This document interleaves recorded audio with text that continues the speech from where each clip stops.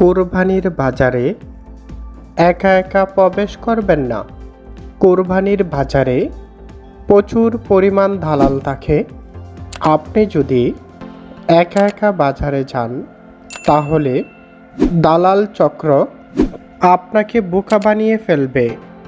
তাই কয়েকজনকে নিয়ে কোরবানির বাজারে যাবেন। কোরবানির বাজারে অযথা ঘোরাফেরা করবেন না এবং আপনার মানিব্যাগ, টাকা, মোবাইল খুব সাবধানে রাখবেন। কোরবানির বাজারে চোরের আমদানি বেশি।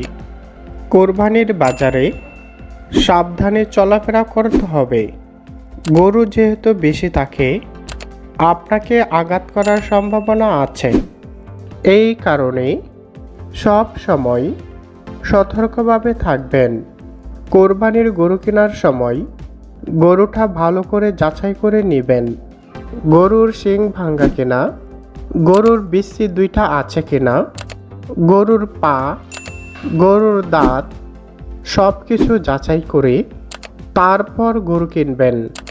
না হলে প্রতারিত হওয়ার সম্ভাবনা আছে। কোরবানির বাজারে যারা প্রথমবার যাবেন ধোঁকা খাওয়ার সম্ভাবনা বেশি। এই জন্যই অপরিচিত কারো কোনো কিছু খাবেন না।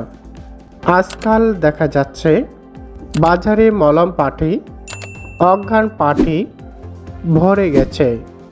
এই জন্যই কোরবানির বাজারে অপরিচিত লোকের কাছ থেকে পান, সিগারেট, জর্দা এইগুলো খাবেন না।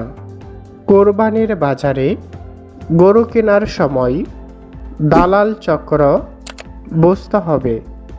একটি গরুর পিছনে 4-5টি দালাল থাকে। এই জন্যই দালাল বুঝে গরু কিনবেন। দেখবেন আপনার পরিচিত লোক তারপরেও আপনার সাথে দালালি করবে। তাই যাচাই না করে, অন্ধবিশ্বাস করে কারো কাছ থেকে গরু কিনবেন না। গরু কেনার সময় গরু কি হাইব্রিড, ইঞ্জেকশন দিয়েছে কিনা ভালো করে যাচাই করে নেবেন। অনেক ট্যাবলেট আছে খাওয়ালে 3 মাসের মধ্যে গরুটি অনেক মোটা তাজা হবে। 3 মাস পরে গরুটি মারা যাবে।